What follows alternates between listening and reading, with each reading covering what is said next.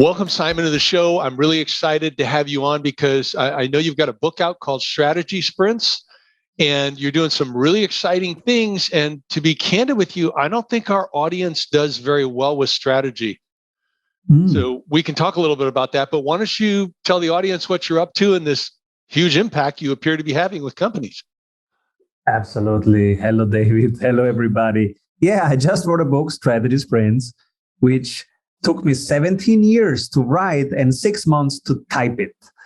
And it's really, I was 21 years in the field helping people with go-to-market strategy. What's the right thing to do? But then how do we do it the right way? Which product, which market, how to do the launch, how to really get it right.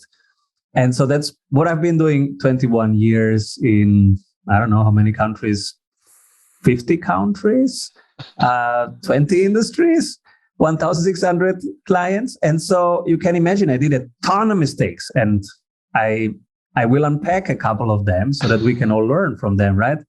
And some things, they were working. And those things that were working, I literally saved them to reuse them. So when somebody asks me again for a product launch, I will have the blueprint, right? And so I saved all these things. They became now the Sprint University, 274 templates.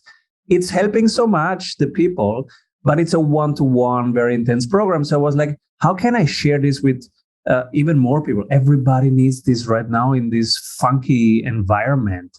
Markets, inflations, geopolitical risk, all small business owners. I feel with them, right? It's so many moving parts. It's so hard. And so I was like, let's share this stuff. Let's share what works. And I did it in form of a book. Well, I'm curious, Simon, because a lot of the entrepreneurs I work with, they really struggle with strategy, and they do a lot of service business. So it's not always a quote unquote product. The product is a service. Yeah. But even if they take the time to come up with the strategy, then they don't look at it again, or they don't pay attention to it. So talk to me about how you're, helping people develop the strategy, but then also stick with it long term, because you talk about these strategy sprints. And I like that because a lot of them view strategy as a marathon, and they just get busy fighting fires all day and they never get to it again. I love it. And, I feel with everybody who runs a small business and say, oh, I don't have a strategy. I don't care about strategy. Let me crank stuff. Let me build stuff, right? And so when you're a service business and you're a small company, maybe you are one person or 5 people, right? And you run a B2B service business.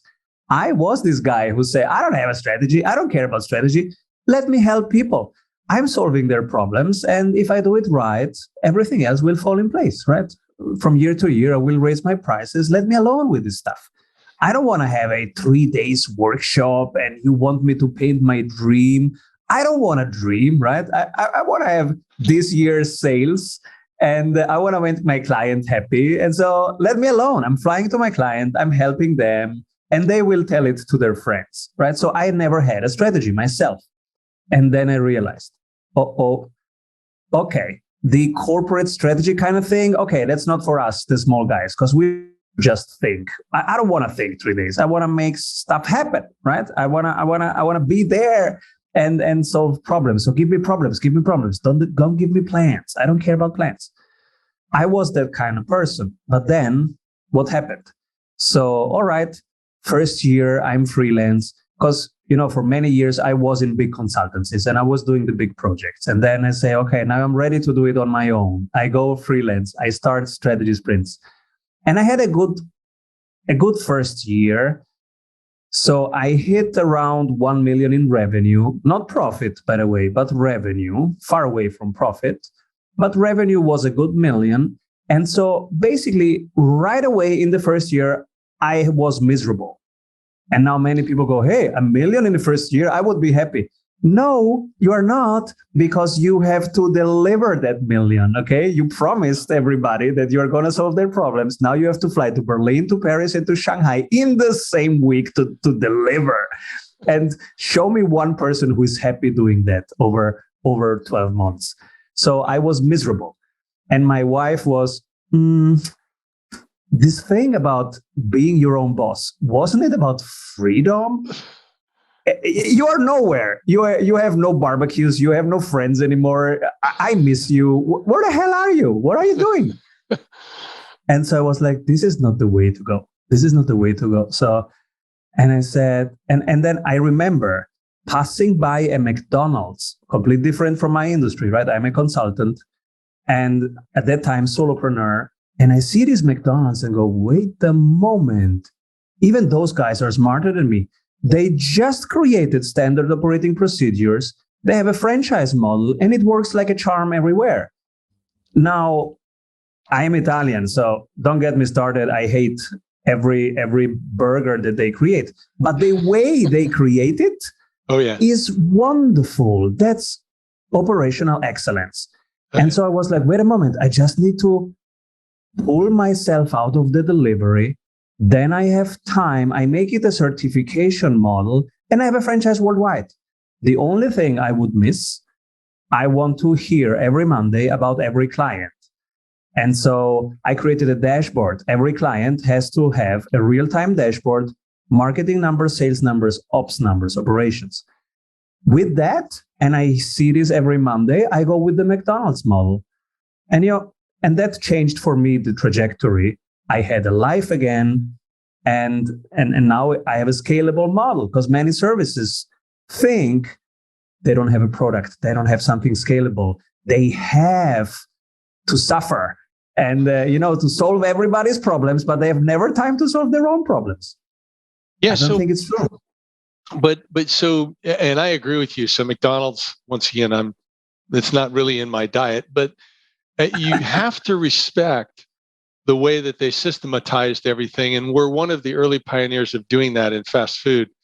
And it really, I mean, I remember 30, 40 years ago being in a McDonald's and 2 tables away, there was a manager with someone that he was training to be a manager.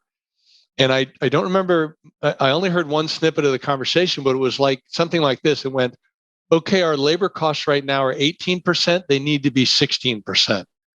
Boom, right there. And I was like, whoa. And you talk about systems. And I noticed one of the things you talk about is also the 3 CEO habits. Yeah. Is one of the habits kind of how you monitor these dashboards or do whatever? What are those 3 CEO habits? I have 3 habits since 20 years, and I share them at length in the book. Shortly, the 3 habits are the 3 only things that you can control, because everything else, sorry, but it's not in your control. Sales is not in your control. Even if we say we double your revenue in 90 days. Yeah, but it's not in our control. What fluctuation, not finding people is not in your control. Your supply chain is not in your control. The markets are not in your control. So what is really in your control? 3 things. Daily habit. Write down how you are allocating your time and ask yourself 2 questions. What will I delegate tomorrow? If I would live more freely and more intentionally, what would I do tomorrow? So that's how you allocate your time, attention. Weekly habit. Give me the real time marketing numbers, sales numbers, ops numbers, because I need to learn faster than my competitors. That's the most important thing. And that's why strategy matters. And it's not about planning. It's about knowing your numbers, knowing what's going on right now. So you take decisions early enough that you can still navigate whatever waters you have around you. Because if you get those numbers too late, you cannot react anymore. It's over. So if I get told 3 months later that our Facebook ads are 3 times more costly than usual, that's too late. That's over. I wasted that money and I don't have the time to react.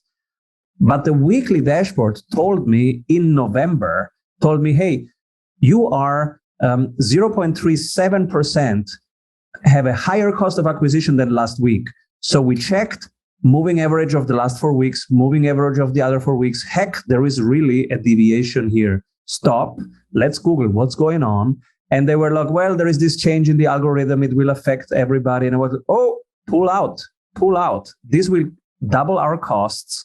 I don't want this. And so we had enough time to stop ads and to find something smarter. We went into joint ventures and affiliate partnerships. I want to know this early. Whatever happens, I can deal with it if I have the weak signals early enough. 3 months later, we wasted money. And the small businesses, they don't have the time to waste money. We need to be smart with our costs. And so that's the weekly habit. Monthly habit, check what is competition doing. Do we need to change something or not? Are we swimming in the right direction at the right pace? Is our competitor outsmarting us in anything? And how can we become less comparable or stay uncomparable? Incomparable, uncomparable, I always forget which one is the right one. But you don't want to be comparable. So I'm curious about the competition thing. So is that something, so I assume when you're having this meeting, it's just your monthly meeting, it's not just yourself. It is with some others on your leadership team. Is that something where you ask each person to do that so you see if you get different perspectives coming back? Or is that something where one person's assigned and they report in? We have a very specific structure. It's chapter 7 in the book Strategy Sprints, and people can also download it. It's a spreadsheet. They can download it at strategysprints.com. So for all these things, we have a blueprint and a structure. The structure for the monthly meeting is 45 minutes, once a month, the whole team, not just leadership. If you are 8 people, all 8 assistants. If you are working with an agency every week, the agency comes in. So all the relevant people, the more the better. And we go through 5 steps. First, from our client's perspective, what else can they do? If they don't work with us, okay, top 3 competitors. Who are current top 3 competitors? But what else can they do? They might hire Mike the intern to do it. They might do just nothing. And what's the cost of doing nothing? What's the cost of inaction for them? Do they know it? Should we inform them? They can do something else. They can automate it. They can outsource it. So that's from the client perspective. Then you go to the next thing. Our top 10 features that we sell might be speed, quality, one-to-one, seniority of our people, whatever. If you're in consulting, it might be knowledge, it might be tools, it might be research, and the top 10 features. And you score from 1 to 10. Where are you winning? Where is your competitor winning? You score them all. And now this spreadsheet creates 3 buckets for you. It says, bucket 1, you are losing against your competitor, cut costs. This is where you cut 20% of next month's budget. That's real-time strategy. You say, all right, we are losing at LinkedIn. Let's give it to our competitors. Or research is not our strength. Our strength is senior one-to-one implementation coaching. Okay, then you cut from research. You will not spend any dollars, any hour, any people on research anymore. Because if you get that improved, you are mediocre. So don't even start. In the middle, you are meh, they are meh. Just reduce costs slightly, let's say minus 5%. And then on the right side, this is where you're crushing it. Let's say it's speed and quality. You are crushing it in speed and quality and group coaching. Hey, you are the group coaching winner right now. So if you just improve that slightly, you are crushing it even more. It's not a maybe, it's happening right now. You just crush it even more. And so you create a moat. So you take the 20% that you did cut on the left side, you put them on the right side, you invest more into that product or offer, more time, more money. Now you have the same budget, but you have a huge strategic advantage and maybe even a moat. And in strategy, you want to have moats, defendable positions, a little river in front of your castle that makes it harder for competitors to jump into your field. What I like is you're emphasizing playing to your strengths. And yes. The thing that occurs to me, I'm curious how this has worked with your clients, is this process, the daily, the weekly, the monthly, also requires that the leader in particular has good decision-making skills.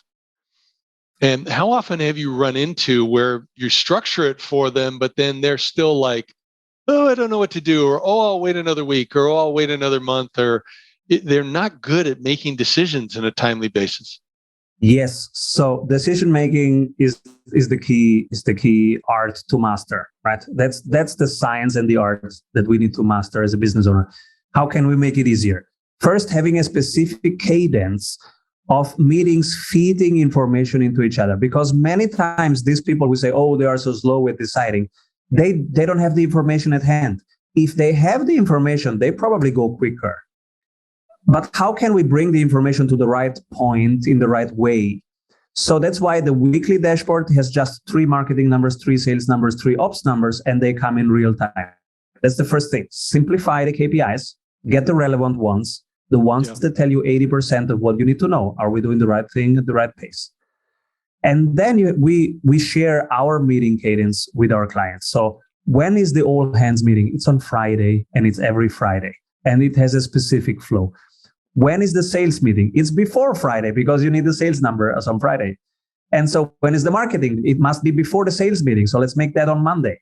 And so you have a specific cadence of your meetings during the week, during the month, and during the quarter. We don't plan more than the quarter. It's a sprint.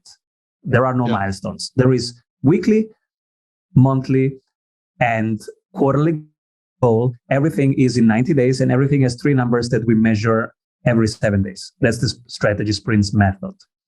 And so with this, let's say, operating model, and with all this information that you have now even the slowest decision makers have now the right numbers in the right moment to take decisions. And now they will take decisions with more confidence, with more ease, and they will take them quicker.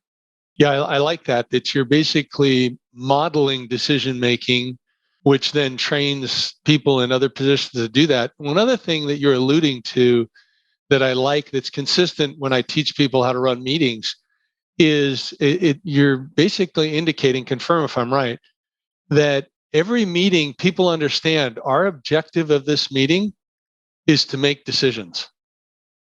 So we're coming to look at data and make decisions. We're not coming to talk. We're not coming necessarily for updates and yada, yada. But these are action meetings where we're making important decisions. Am I hearing you correctly, Simon? There are only 2 outcomes of meetings. It's either information or decision. These are the 2 outcomes. And so what we do in the meeting is learning. That's why we come together. We need the whole intelligence of everybody. But the outcomes are only 2, information or outcome. Now, for information, nowadays, 2022, you don't need meetings anymore. You have Slack, you have whatever you have. Information, come on. We don't need meetings for that anymore, right? So we come for learning and deciding. And the outcome is a set of decisions. And in the sprint method, the decisions are pretty simple. They are, what's next? What's the current bottleneck? Who does what? And how will we measure that it's done? That's it. So short decisions, very pragmatic. And this is very helpful for small businesses because they don't have the time for long meetings and blah, blah, blah. Yeah. No, it makes perfect sense. Now, let me go back to your daily one, because something struck me there. So what it sounds like what you're doing on a daily basis is kind of holding yourself accountable to, am I focusing on what's truly most important? But beyond that, you're saying something that I don't hear very often is, and I'd like to hear more from leaders, is you mentioned a key focus is, what can I delegate? And can you talk about that a little bit more? What's the reasoning behind that focus on delegation for the leader? What does that do for the leader? It's everything, because that's what scales businesses. And scaling, that's the name of the game. You don't want growth, you want scaling. So the teacher of my teacher was Peter Drucker.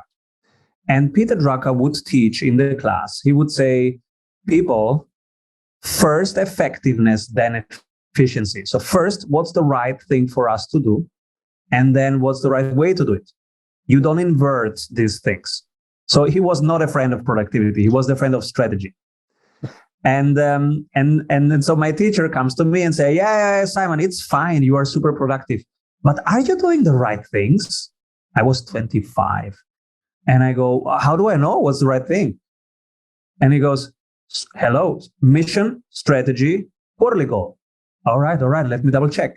And I realized, no, I was just doing a lot of things, but I wasn't checking what today I call velocity, which is speed including direction. Are you doing the right things? And then are you doing them in an efficient manner? But the second part is just a slight improvement. The first one, that's what changes the game. If you think of right now of Tesla that just put a gigafactory in Berlin, they're not just building the same factory like the others and doing it faster. They're building the robots which will build the robots. That's doing the right thing. You can do it even 3 times slower than your competition, but the future is yours because you are doing strategy in action. You are building the facility that will build all other facilities. That is strategy. That is the future. Yeah. Yeah. So how do you take that beyond? And it's interesting, Tesla, I saw something in the news months ago where they were talking about why is Tesla not having as many supply problems? And it was because, at least this article said, that Tesla realized we got supply problems. We can't get the parts we normally can get. So they re-engineered the cars so they could use alternate, technology parts, because the regular parts they could get more easily. So they could be more flexible. So they were able to keep manufacturing up. And so I really like what you're saying. Let me go back to the strategy piece again, because you're talking about strategy sprints. So you've talked about these 3 habits of the CEO. Talk to me more about strategy sprints. So in your book, you talk about 12 ways to accelerate growth. Do you want to mention a few more of those that are in your book that I'm sure you elaborate more on the book, but or maybe some stories of people of how these have affected them? So I was a consultant, and like most consultants, I had too many things that I offer. I can help you with your culture, with your marketing, with your sales, etc. And so my profit rate was low because when you do all of these things, you reinvent the wheel all the time. So I was like, okay, how do I modularize that? I have to pick one topic and become the best. In the next 15 years, I will be the best in one thing. So what's the one thing that I pick? And I picked one problem of the 100 problems that all businesses have. I just picked one, a vital one. I wanted to have a vital one because it's easier to start a conversation. And the vital ones are time and money. So I said, okay, let's go with money. I will help you double revenue in 90 days. That was the promise. And now I had to deliver. People were buying it. I had to deliver. And I had the money back guarantee. So, you better deliver, Simon. And so I really became serious about it. And I was all in, skin in the game on both sides. They would pay up front. I have to double their revenue. Okay, let's do it. And when it worked like 20, 25 times, I said, all right, now I'm going to teach this to my colleagues. They're going to do it. And so I had to package even the training thing. Yeah. So we packaged the 90 days program that doubles your revenue. It's just for B2B businesses. And so it worked all the time. And then I said, all right, now I teach certified strategy sprints coaches how to do that. They had a great time. And now that was my product. You said consultancies don't have a product. We have a product. 90 days doubles your revenue. That's the product. Of course, the way you do it is always different. You have to customize it around the people. But the main modules are always the same. A B2B sales workflow, B2B sales script, how to close the deal, how to increase your conversion rate, how to increase your frequency, how to retain more people, how to get referrals from your clients, how to get referrals from your affiliate partners. It's the same problem for everybody. And so that became the program, and the program became the book, and there is a certification. And so people who cannot afford a one-to-one sprint coach and this intensity of working, they can just grab the book and at least build on what we have created already, because they don't have to reinvent the wheel. Most of that they can just implement on their own, and at least have better meetings, have better decisions, increase their sales, which makes a bit of a difference. Yeah, I mean, who doesn't want to double their sales in 90 days? So, I mean, are you finding that you can do that with a company that's been around for 10, 20 years? Oh, yes. We are working right now with the big brands that you know. The only difference is we have to cut one country, one product, and then you can do it in 90 days. Otherwise, in 90 days, that's just when their next board meeting happens, right? So, but you can do. we are working right now with the Googles and automotive companies of this world. We cut it. It's one product, one country, 90 days, and then it's the same structure. The same structure. Who is it for? Positioning, improving sales. After improving sales, improving customer onboarding, improving customer wow, making customer wow shorter, improving the upsell and cross-sell system, and the last bit is marketing. So the structure applies the same. You just have to cut a big elephant into smaller steaks, and then it works. Yeah. And what about a smaller company? Let's say they're doing $1 million or $2 million in revenue, but they've been stuck there for 10 years. Yeah, that's exactly the people who this is made for, because that's exactly where I was, and I had to get out of it, and I was so miserable. And so I hired a coach. I said, please get me out of operations, help me. I need to get 2 levels above fulfillment, because usually the million mark is exactly where still the founder is still doing client work. Yes. Because somewhere around 350,000 to 700,000, that's when you become the bottleneck. And at the million, that's when you start hating your firm, because now you get a lot of people in, your profitability goes down, you still have no time and have a ton of now HR problems on top of it that you never wanted to have. So that's really the miserable stage, 1 million. And this is the point where we have to shift for them, getting them out of the weeds so they have fun again in running the business. And we work, so we have to free up 10 to 14 hours per week of their time. That's the first 2 weeks. And then we now have time to work with them on form, fit, and function of the sales process, on form, fit, and function of affiliate marketing, and all these other scaling related things, of thinking about what can I learn from other industries that can make my business model more scalable? How can I turn my fixed costs into variable costs? When there is more work, I have more costs. When there is less work, I have less costs. Zero work, zero costs. How can I make it resilient? Yeah. Yeah. So I think it's great that people can go on strategysprints.com, get some free downloads, learn some things. They can buy your book and, in a few hours, really get some great ideas and some tips. But if they wanted to engage with you and you've got this money back guarantee, how many hours a week does that typically take them to be engaged with you to make this happen with someone mentoring, coaching them through those 90 days so they stay super focused and they're getting the outcomes they want? So the sprint team is one sprint coach 24/7 for the next 90 days. You, the owner, 1 hour per day for the next 90 days.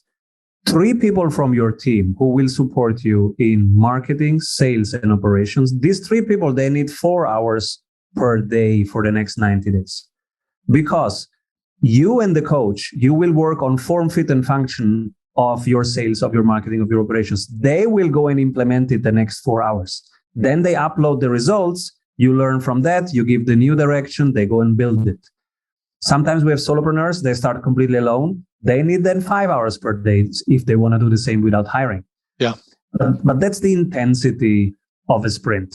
And that's why it works. And the 3 key levers are: we will increase the frequency of the sales by 25%, the price that they can charge for the same offer by 25%, and the conversion rate with the same amount of leads, same amount of conversations per week, but we will increase the conversion rate by 25%. And when we get these 3 things right, they compound to plus 99% revenue. So I actually think this is a great place to end our conversation today, Simon, because you kind of put it out there. And, I've been in business almost 50 years now, quite frankly, if you include when I was a teenager doing work with a pickup truck. And, here you have people, I know a lot of people who have never been able to double their sales, particularly in a short amount of time. You've got a money back guarantee, you got a process, and I can go to your website, I can check it out, I can buy the book, I can dive in a little bit deeper before I decide. But then I think about it, I'm just like, where would I find an hour a day? I would have to reallocate my people's time for 4 hours a day. But isn't that what I want these people to do anyway, is to significantly increase sales? So if that's actually going to work, to do a 90-day test, if I've been stuck at $1 million or 2 or whatever the number is for years, I don't think I've got really much to lose. I mean, particularly you got a money back guarantee. So it's got to be worth the time. So I just, do you have any closing thoughts? Otherwise, quite frankly, I'm saying, hey, to our audience, go check it out, strategysprints.com. You can't lose with checking out the free stuff. And who cares about buying a book? 20 or 30 bucks, whatever the book costs, reading the book, because we all need to double our sales in 90 days. It's quite de-risked. So if you go to strategysprints.com, you will find around 160 clients testimonials describing what was in it for them and where they were and where they landed after 90 days. And so that can de-risk it even more. And if you find some where you really resonate, you go, oh yeah, my business is like Hunt's business, then yeah, let's talk. Yeah, sounds great. Well, thank you very much for being on the show, Simon. I really appreciate it. Thank you, David. Thank you, everybody. Keep rolling.